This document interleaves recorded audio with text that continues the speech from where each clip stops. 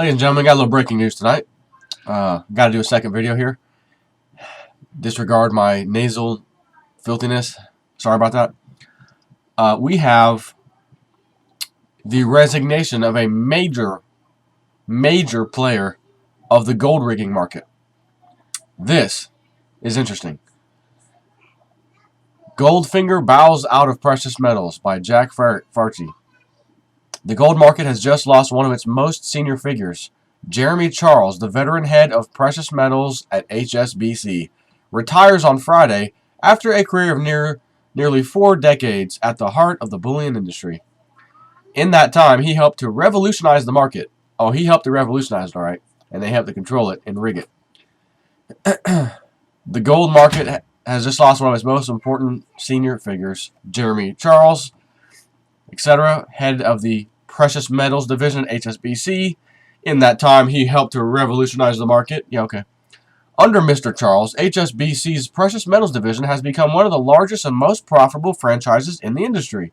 With just 27 front office staff, competitors estimate that the bank's precious metals division makes annual revenues of $200 million to $300 million a year, rivaled only by Scotiabank, UBS, and our favorite, JP Morgan.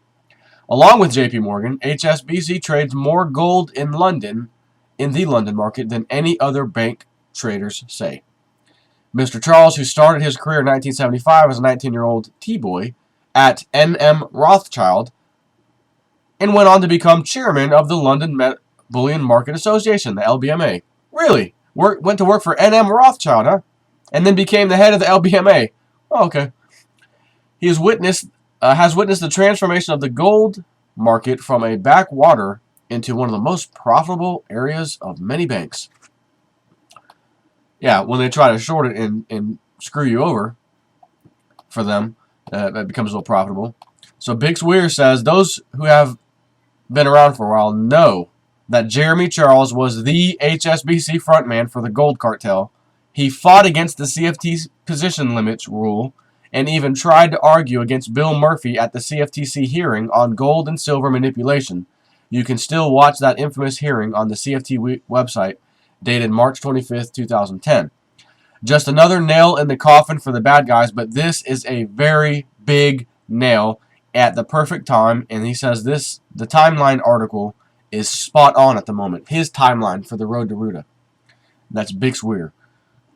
RoadToRoota.com. RoadToRoota.com. And if you want to be a member, you can sign up and pay a fee. I signed up for the free one and just got out of my email. Having said that, if he's been in position for 40 years and they've been rigging it this whole time, especially in recent years, if he were to step down right now, which he is, Friday, see ya, does that mean the market's going to crash, gold and silver market, or that the reins are going to be let loose? The head manipulator is stepping down, at least on the gold side, not the silver. JP Morgan's the silver side. So what does that mean? Well, it means the same thing as these bankers who've been resigning by the drove since late 2011. And I'm not talking about the big bankers, but bankers in general have been resigning by the hundreds since probably at least mid-late or so 2011. It's been escalating pretty rapidly, too, as a matter of fact. So why would they do that? Why would you, if you're at the top of a bank, you know it's a Ponzi scheme, you know you've cooked books, you know the whole thing's rigged, you know everything that you call an asset is not, you know everything that made your company powerful is not even there, no such thing. Wouldn't you want to get out, resign now, take your nice plush benefits or retirement package, so that when the whole thing comes down and the spotlight is put on everybody, all these banks, financial institutions, someone's going to go down at each institution. I mean, someone's going to have to take the blame, whatever turns out. But the guys that have been in charge for a while, the top guys, they're wanting to resign. They've been resigning. So now we have another resignation, not only of a top guy, but the top guy of the gold cartel manipulation. Again, does that mean we're going to see a little flash crash in gold and silver? He doesn't want any part of it. He doesn't want the finger pointed at him? Or does that mean they know the game's up, and from here on out, or in the near future anyways, gold and silver for that matter, are going to start skyrocketing, or at least going up rapidly like never before. If it's going to crash, why would he retire now? At least for the gold and silver. It could, and maybe that's part of their plan for some reason, but even if it does crash down, it's very short term. Guaranteed. 100% short term, prices will go back up and then hit new highs. Guarantee it. So even if they do that, it's pointless.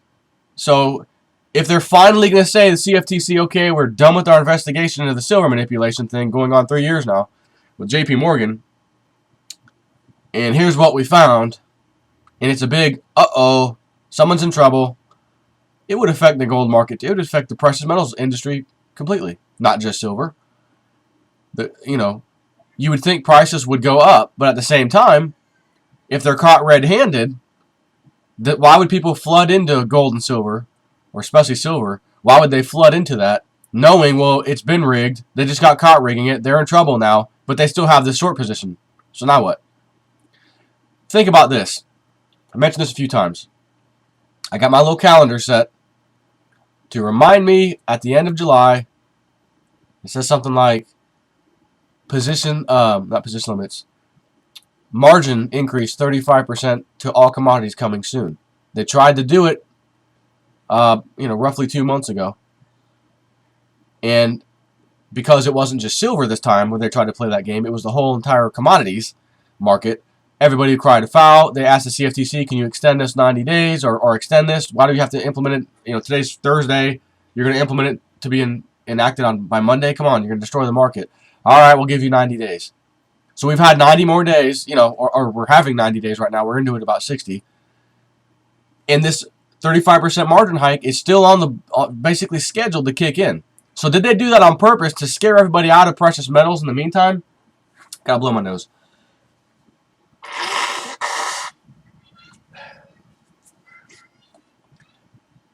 Get that little tissue off of there for my subscribers. What is that? What is this? Bill O'Reilly, what is this? What? Do it live. I'll do it live. Yes, I did. Yes, I did pull O'Reilly back out of my hat. So, precious metals, gold, silver.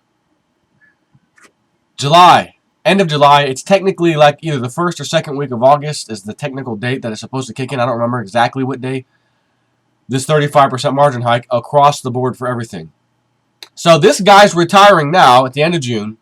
Basically a little more than a month left to go before this 35% margin hike kicks in. Now normally what happens when they do a margin hike, especially 35%, that's huge. Whatever they do it in crashes down in price. Automatically. Because nobody in their right mind who's playing the paper game, which is all the ones who are setting the damn price, so a lot of people, are going to sit there and hold on to the contract and say, well, you need to come up with, in this case, 35% more money just to stick in your account just to hang on to that contract. Why would I do that? I don't want to do that. I'm not playing the game. I'll sell it. That's what everybody does. And even if you decide, as one of those people playing the game, the paper game, you decide, well, I've got plenty of money. I'm going to go ahead and come up with the extra money. Everybody around you is not going to do that. It's a stampede away from it. So you just get destroyed by holding on to your position, and now you're going to get a margin call because your position declined rapidly. Too far, too much. Your stops didn't work, whatever. You get stopped out if you're lucky. If not, you're screwed. You're getting a margin call. So that person in that situation say, well, damn it, I'm damned if I do, damned if I don't. I got to get rid of this contract. So basically what happens is everybody sells. That's what happened 5 times last year, right when we saw $50 silver. 5 times in the span of 8 days, the CME group had the nerve to raise that margin requirement on specifically silver only. Well, it's moved up a lot. We look at data monthly and we make our estimates as to what we think to keep the markets safe and not too volatile. And I actually called and talked to him about this actually, so that's where I'm getting this information from. And that was a long time ago that I called last year. So this guy's retiring right now. There's going to be a margin hike of 35% coming sometime in early August, assuming they're still going to do it. And from the last I heard, there was just an extension for 90 days. So, yeah, they should do it. And was that an excuse for them to scare people out of it in the meantime? and give them 90 days to all you sheep, all you bozos, all you traders. Get out of your positions. You've got 90 days granted by your CFTC. Have fun. In silver and gold, over this whole time, hasn't really moved. It's been close to about the same price. Silver's just down a little bit from where it was. It's really, again, it really hasn't moved that much. So there's still people playing the game. It didn't flush them out.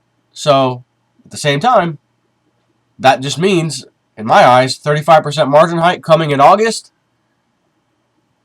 It's going to destroy the commodities market. And once it destroys the commodities market, if this happens, in my line of thinking, and the price of silver drops considerably, and gold too, you're then going to, of course, see China, Russia, India, people generally speaking, diving into the market like you cannot believe to purchase it. Every time they do a little smash down on gold and silver, I look at some other headlines, look at some of the stuff on AppMex and other websites, and they just blow out stuff. I mean, there are just people placing orders out of control.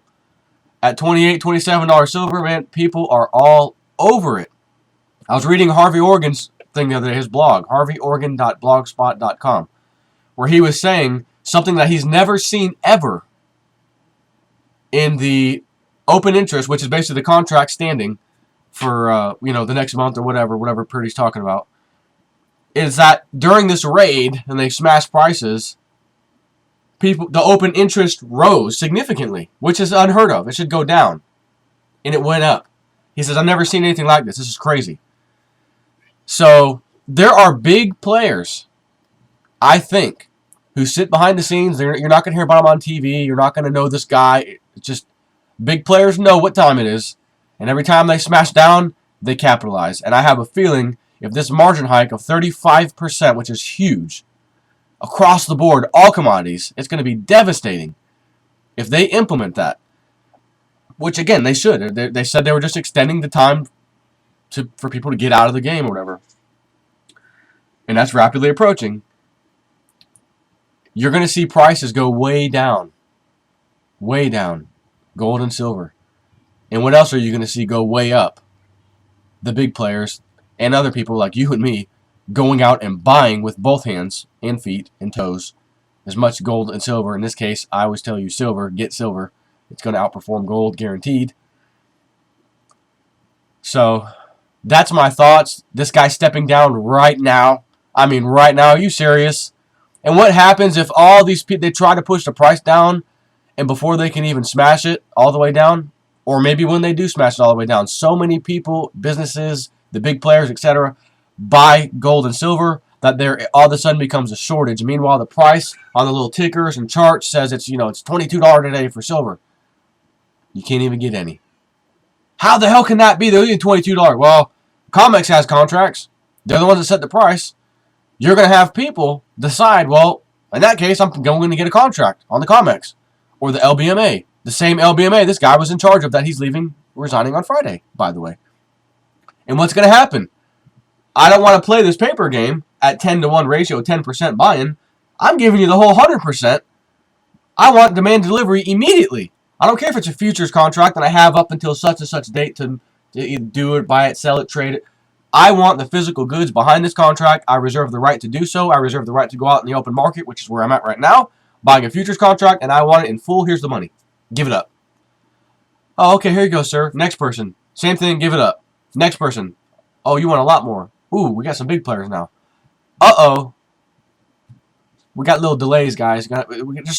Not because we don't have it. We have it. There's just delays.